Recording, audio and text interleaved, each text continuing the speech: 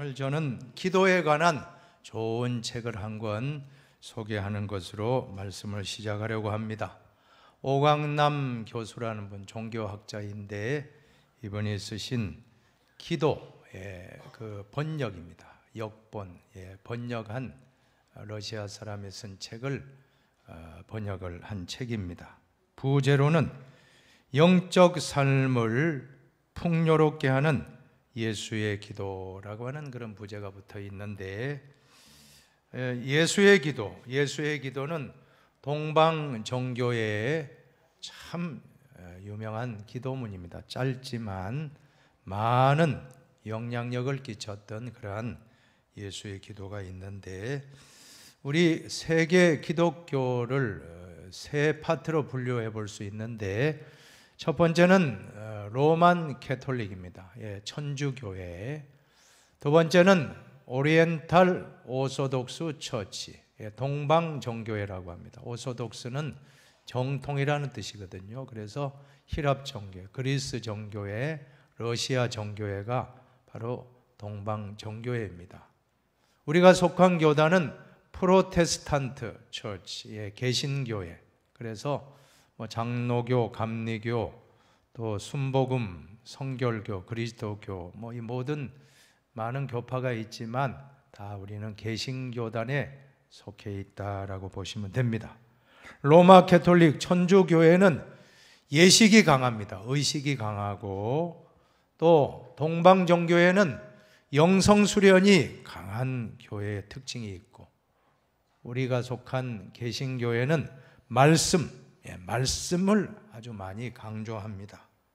우리는 다른 그러한 종단의 장점들을 본받아야 되겠다라고 생각합니다. 특별히 동방 종교의 예수 기도문은 참 짧지만 아주 기독교 역사상 많은 영향력을 끼쳤던 그러한 기도문으로 유명합니다. 이 책은 1880년대에 러시아의 한 시골 청년이 쓴 책입니다. 어떻게 해서 이 책을 쓰게 됐느냐 하면, 교회에 가서, 동방 정교회겠죠, 정교회에 가서, 러시아 정교회에 가서 목사님의 설교를 듣는데, 데살로니가 전서 5장 17절 쉬지 말고 기도하라 하는 그 말씀을 듣고 마음에 큰 감동을 받고 이제 곰곰이 고민을 한 것입니다. 쉬지 말고 기도하라 하는데 어떻게 하면 쉬지 말고 기도할 수 있을까? 너무 고민하다가 이 사람이 그 방법을 찾기 위하여 순례길을 떠나게 된다는 것입니다. 그래서 순례길에서 여러 사람들을 만나서 어떻게 하면 쉬지 말고 기도할 수 있습니까? 물어보는데 뾰족한 답이 없어요. 구름 잡는 이야기만 하고 별로 그렇게 감동이 닿지 않습니다. 그래서 또 다른 지역에 가서 또 물어보는데 이번에 큰 스승을 만납니다. 그 지역의 수도 원장인 그 귀한 큰 스승을 만나서 수도 원장이 소개한 것이 바로 이 예수 기도문입니다. 주 예수 그리스도여, 내게 자비를 베푸소서. 참 짧은 기도문인데 이 기도를 이 원장님이 이 청년에게 3000번을 이 기도하고 오십시오 하는 거예요. 3000번 기도를 했습니다. 주 예수여, 나를 불쌍히 여겨 주옵소서. 나에게 자비를 베풀어 주옵소서. 기도를 이렇게 3000번을 하고 그 다음 주에 갔더니 이번에는 6000번을 하라는 거예요. 6000번을 또 기도하고 또 기도를 다 했습니다. 주 예수 그리스도여, 자비를 베풀어 주옵소서.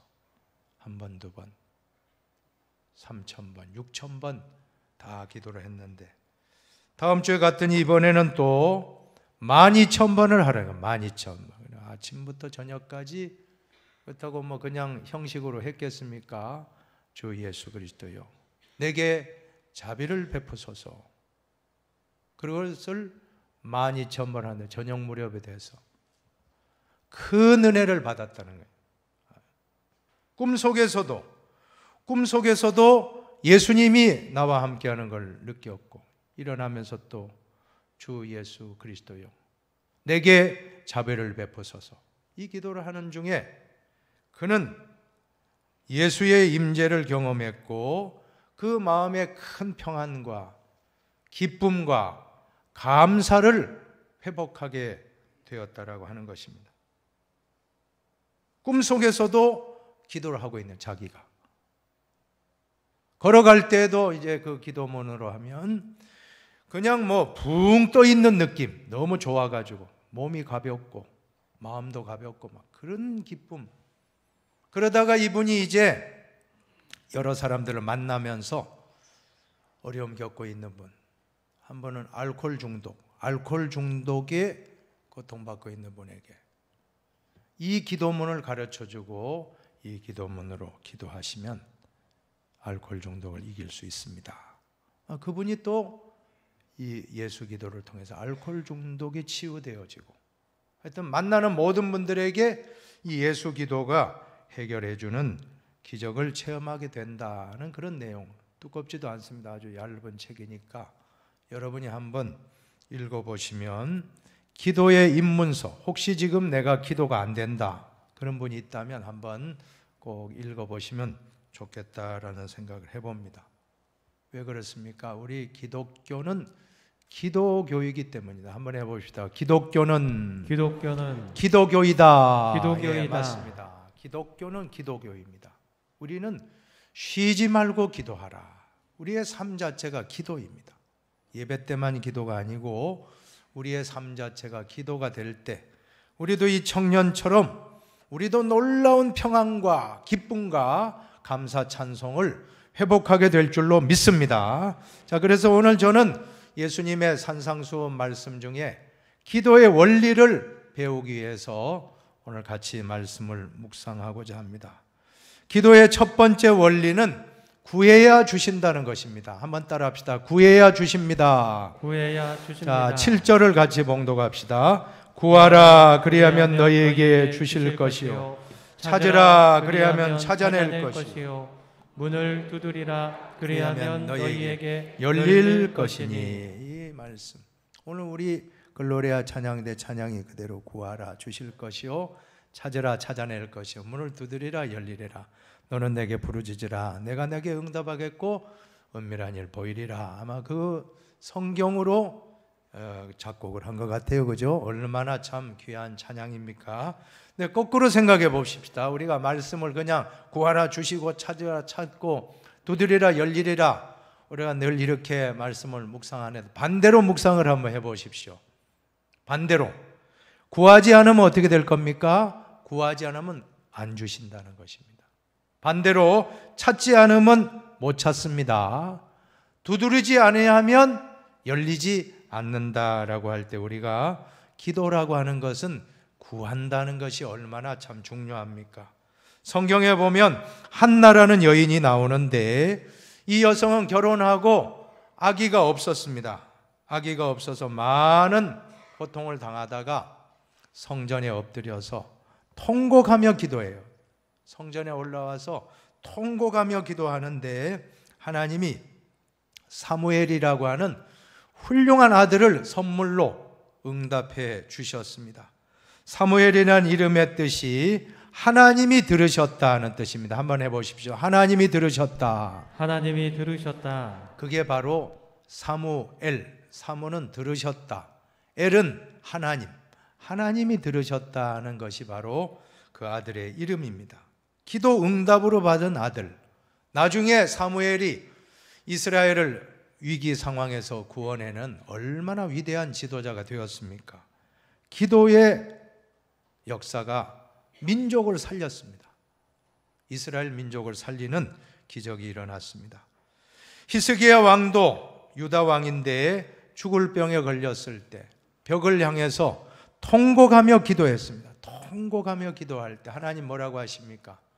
내가 내 기도를 들었고 내 눈물을 보았다 하는 말씀을 하시면서 생명을 살려주시고 15년 동안 연장시켜 주셨다 하는 말씀이 잘 나옵니다.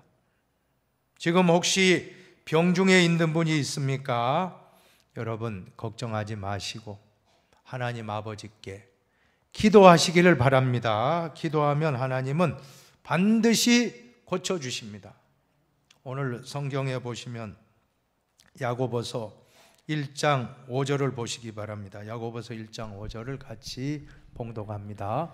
너희 중에 누구든지 지혜가 부족하거든 모든 모든 사람에게 사람에게 후히 주시고 꾸짖지 아니하시는 하나님께 구하라. 그리하면 주시리라. 하나님께 구하라. 그리하면 주시리라. 그 지혜라고 돼 있는 부분에 여러분이 뭘 대입해도 돼요. 물질이 어려운 분은 물질을 후히 주시고 꾸짖지 아니하시는 하나님께 구하라. 그리하면 주시리라. 건강 때문에 또 고통받고 있는 분, 건강을 구하라. 그리하면 주시리라. 혹시 자녀 문제입니까? 자녀 때문에 속상한 분 있다면 기도하고 자녀를 위해 기도하면 하나님께 구하면 주시리라.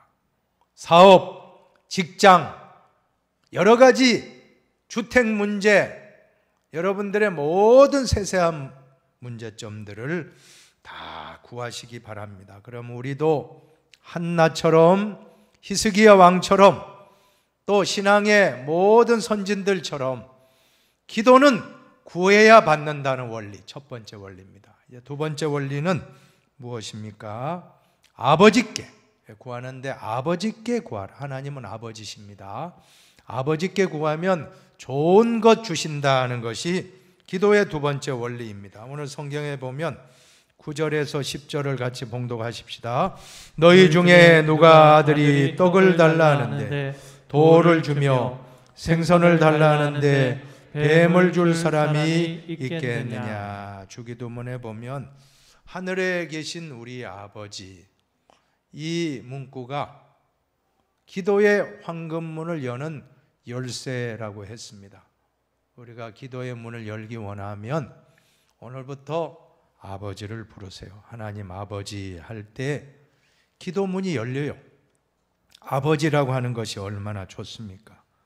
우리는 이미 예수님을 영접하는 순간 하나님의 자녀가 되었다고 했습니다.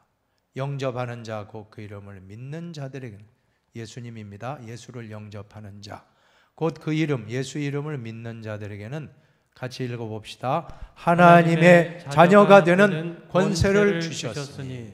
그 다음 구절 로마서 8장 15절도 보면 너희는 다시 무서워하는 종의 영을 받지 아니하고 양자의 영을 받았으므로 우리가 아빠 아버지라고 부르짖느니라. 한번 해봅시다. 아빠 아버지. 아빠 아버지. 기도는 바로 어린아이가 아빠에게 요청하는 자세로 아빠 하고 달라고 하는 것. 얼마나 참 단순하고도 쉬운 원리. 기도는 아빠 부르며 아빠에게 어린아이가 요청하는 게, 그것이 바로 기도라고 하는 것입니다. 그런데 신학자들의 연구에 하면 대개의 경우 육신의 아버지의 이미지와 하나님 아버지의 이미지가 닮았다는 거예요. 그래서 육신의 아버지를 생각할 때 좋은 감정이 있는 분은 하나님을 믿어도 하나님 아버지에게 잘 믿는다는 거예요. 그러나 아버지와의 관계가 나쁜 사람은 하나님 아버지의 관계도 안 좋다는 거예요. 대표적인 인물이 있는데 바로 루터입니다. 이 마틴 루터는 하나님 아버지 부를 때마다 하나님은 나를 벌 주는 분이다. 하나님은 진노하고 심판하는 분이다. 왜냐하면 루터가 자라면서 아마 엄하게 자란 것 같아요. 아버지가 아주 엄격하게 때로는 또 매를 들고 야단치고 품어주고 아유 우리 아들아 하기보다는 항상 긴장하게 하는 그런 아버지였던 것 같아요. 그래서 하나님을 믿을 때도 수도사 아니었습니까? 수도원에서 수도하면서 신앙생활 잘했는데 하나님 아버지 할 때는 뭔가 모르게 불안하고 내가 뭐 잘못한 거 없나 먼저 이 생각한다는 거예요. 그러다가 오직 믿음, 오직 은혜, 오직 예수의 복음을 깨닫고 로마서 1장 16절 17절 오직 의인은 믿음으로 말미암아 살리라. 이 진리를 깨닫고 난 다음에는 아버지가 얼마나 참 좋은 분인가 깨닫고 그 다음부터는 그의 신앙에 새로운 도전을 하며 종교개혁을 완성할 수 있었다라고 하는 것입니다. 사랑하는 여러분, 하나님은 천지의 창조주인 동시에 우리의 아버지가 되시는 분임을 믿으시면 아멘 하세요. 예, 아버지입니다. 우리 육신의 아버지는 나에게 실망도 주고, 육신의 아버지는 불완전하고, 육신의 아버지는 나에게 상처도 주지만 하나님 아버지는 우리를 변함없이 사랑하시는 아버지가 되십니다. 한번 우리 성경을 손을 한번 꺼내서 한번 같이 암송해 봅시다. 하나님이 세상을 이처럼 사랑하사 독생자를 예수님을 주셨으니 누구든지 예수 믿으면 멸망치 않고 영생을 얻으리라. 요한복음 3장 16절 말씀. 아멘. 네, 하나님 아버지가 얼마나 좋은 분인가. 우리가 그 아빠 아버지를 믿는다면 오늘 11절 말씀을 기억하며 기도하시기 바랍니다. 너희가 악한 자라도 악한 부모도 좋은 것으로 자식에게 줄 알거든. 같이 읽어볼까요? 하물며 하늘에 계신 너희 아버지께서 구하는 자에게 좋은 것으로 주시지 않겠느냐. 구하는 자에게 좋은 것, 우리가 하나님을 아버지라고 부르면 우리는 좋은 것으로 응답받는다는 것입니다. 찬송 가운데 보면 하나님을 아버지라 부르는 자는 좋은 일이 있으리라. 많이 있으리라. 우리 서로 뜨겁게 사랑하면은 좋은 일이 있으리라. 그게 있으리라. 할렐루야. 여러분, 하나님을 아버지라고 부르는 것은 우리에게 가장 큰 축복이에요. 이 성경 말씀 중에, 이 모든 신구약 66권 말씀 중에서 우리에게 하나님을 아버지라고 부르게 하신 것, 이보다 더 큰 복은 없는 줄 믿으시기 바랍니다. 우주 만물을 창조하고 역사를 주관하고 지금도 살아서 모든 걸 다스리시는 그 하나님이 나의 아버지, 아니 나의 아빠가 된다. 이 아빠가 3살짜리 아이가 4살짜리 5살짜리 아빠하고 부른다는 게 얼마나 참 무슨 의미인지 아시겠죠? 바로 그게 기도입니다. 자, 그런데 우리가 아빠하고 불렀는데 아빠가 내 소원을 안 들어준다면 좀 이상하잖아요. 그럴 때도 있다는 겁니다. 왜 그러냐 하면 야고보서 4장을 보면 너희가 얻지 못하면 구하지 아니하기 때문이요. 구하여도, 아버지께 구하여도 받지 못하면 정욕으로 쓰려고 잘못 구하기 때문이라. 아빠 하면서 3살짜리 아이가 4살짜리 5살 유치원생이 6, 7살짜리가 아빠 나 저 부엌에 식칼 주세요. 내 식칼 가지고 내 좀 놀다 올게요 하면 그래 우리 사랑하는 아들 네 식칼 가지고 놀아. 안 한다는. 마찬가지예요. 하나님 저의 기도 받아주세요. 너무 물질이 어려운데 나 로또 복권 지금 사가지고 로또 복권 딱 당첨 믿습니다. 아빠 아버지 믿습니다 하고 기도했는데 왜 로또 복권이 당첨이 안 됐는가?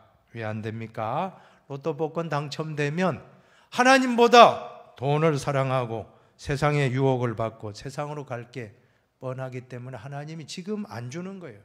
안 주시는 것도 축복인 줄로 믿으시기 바랍니다. 왜냐하면 사도 바울도 하나님 내 병 좀 고쳐주세요 하고 3번씩이나 육체의 고통이 있었거든요. 육체의 가시를 제거해달라고 했는데 내 은혜가 내게 족하도다.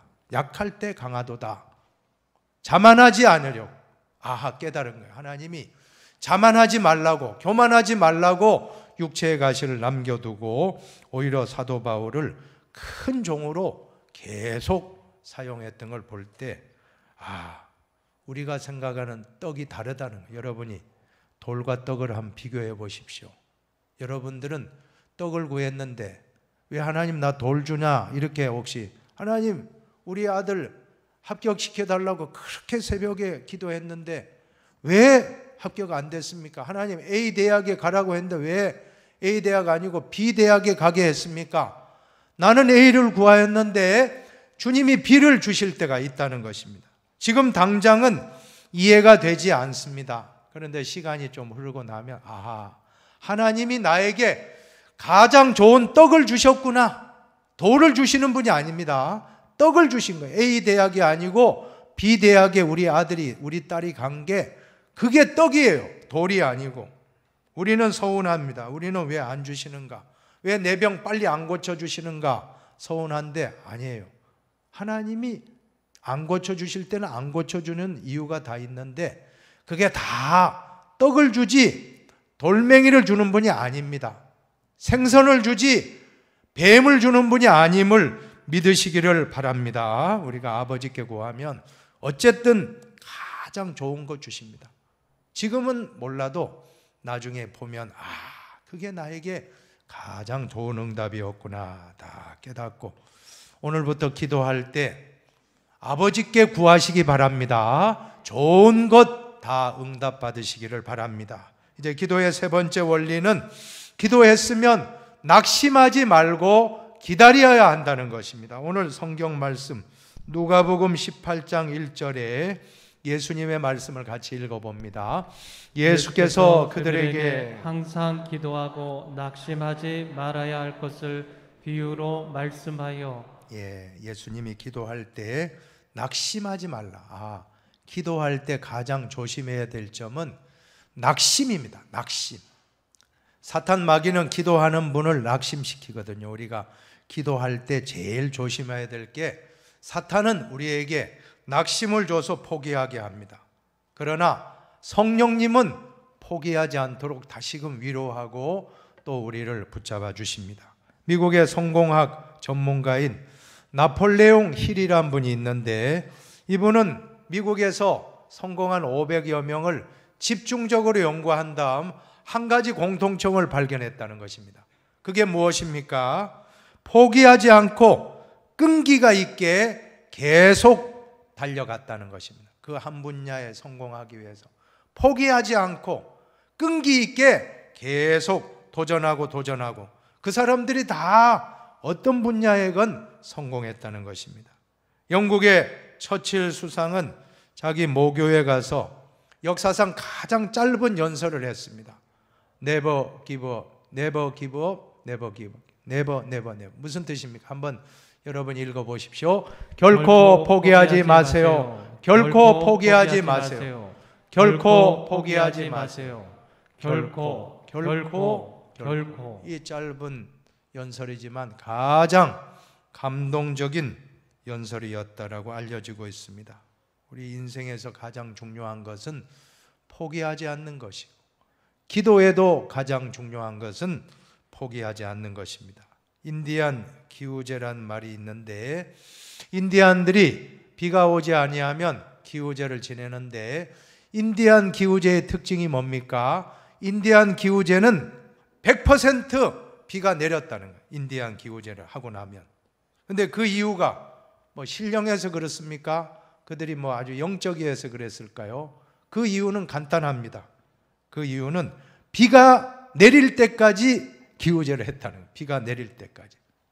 여러분, 그래서 인디안 기우제란 말은 포기하지 않고 끝까지 하면 성공한다 하는 말로도 유명한 그러한 격언이 되고 있습니다. 그런데 오늘 우리는 기도의 원리에서 중요한 건 뭡니까? 기도 언제까지 하면 될까요? 언제까지 하면 됩니까? 답은 뭡니까? 한번 읽어보십시오. 답은 이루어질 때까지 하면 됩니다.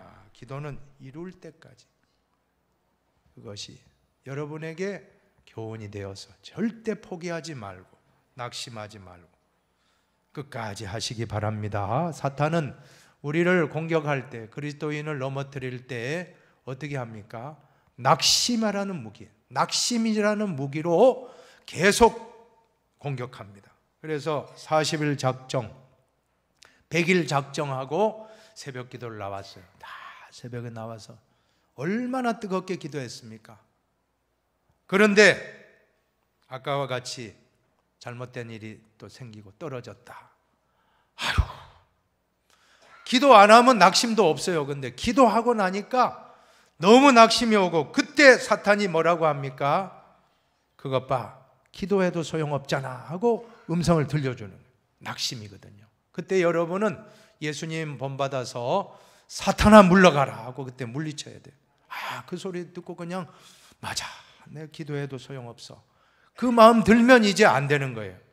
그때는 여러분 사탄아 물러가라 물리치시기를 바랍니다. 때가 오는 거, 이번이 아니면 다음에 때가 옵니다. 더 좋을 때로 오는 것입니다.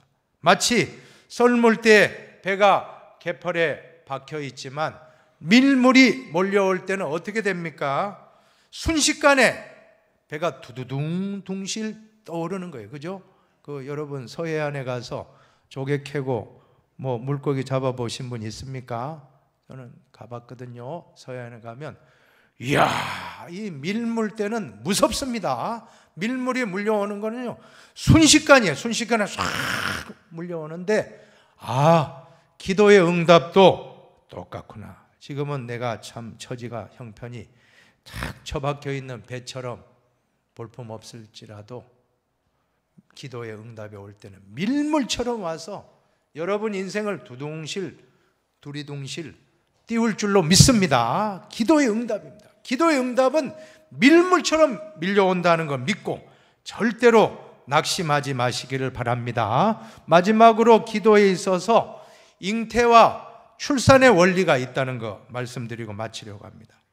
우리가 기도하면 어린아기가 엄마 뱃속에 10개월 있는 것 똑같은 원리, 출산은 10개월 지나고 출산하듯이 기도할 때 하나님께서 내 마음속에 평안을 주시면 그 기도 제목은 이미 내 마음속에 잉태된 것입니다. 그런데 이제 실생활에서 그대로 내 마음속의 평안이 실생활 속에 진짜로 응답이 되기까지는 시간이 요구된다는 것입니다. 10개월이 있어야 돼요. 우리가 기도하면 자판기처럼 하나님 하면 딱 500원짜리 넣으면 바로 두루룩 떨어지면 이게 신앙생활 아니에요. 이런 신앙생활 하면 이거는 큰일 나요. 그러면 신앙도 아니에요. 그거는 믿음이 아닙니다. 믿음이라는 것은 기다림이거든요. 그래서 어린아이도 혹시 임산부가 10개월 채워야지 5개월, 6개월 때 태어나면 얼마나 긴장합니까? 그죠? 안 좋은 거거든요. 10개월이란 기간 동안 엄마가 그 뱃속에서 아기를 잘 영양 공급하고 태교하고 그게 너무 중요하잖아요. 마찬가지입니다. 우리도 기도할 때 그 마음속에 평안이 왔다면 그 평안의 기도를 붙잡고 10개월이지 어떤 10일이 될 수 있고 또 어떤 경우는 한 3개월, 5개월 아니면 1년, 2년, 3년 될 수 있죠. 10년이 될 수 있고 그 기간 동안 우리가 계속해서 잉태된 마음의 평안을 가지고 계속 기도할 때 일정한 기간이 될 때 정말 응답의 역사를 간증하게 되는 날이 우리에게도 올 줄로 믿습니다. 그래서 유명한 말씀이 기도하고 기대하고 기다리라는 말입니다. 한번 해봅시다. 기도하고 기대하고 기다리라. 오늘 기도의 원리 3가지. 첫 번째 원리는 구해야 주신다는 것, 구합시다. 두 번째는 아버지께 구하라는 것, 좋은 것 주신다. 아버지는 좋은 것 줍니다. 세 번째는 기도했으면 낙심하지 말고 잘 기다려야 한다는 것입니다. 기도하고 기대하고 기다리라. 이 원리 꼭 기억하시기를 주님의 이름으로 축원합니다.